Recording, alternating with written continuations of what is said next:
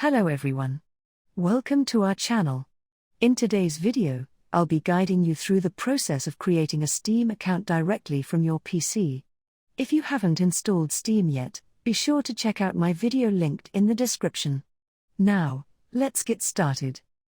If you already have Steam installed, simply double-click on the Steam icon to open it.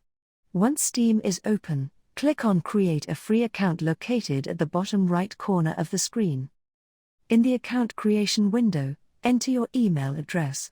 After typing it in, retype the email address to confirm it.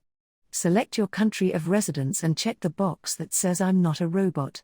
Complete any puzzles if they appear, then click on Next.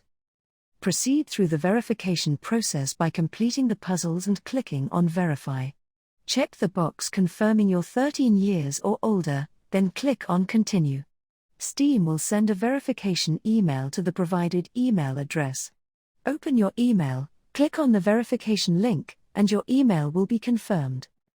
Minimize the email window and you'll now see options to enter an account name, choose a password, and confirm the password. And click on Done. Congratulations! Your new Steam account has been created successfully. Now you can explore and enjoy a variety of games available on Steam.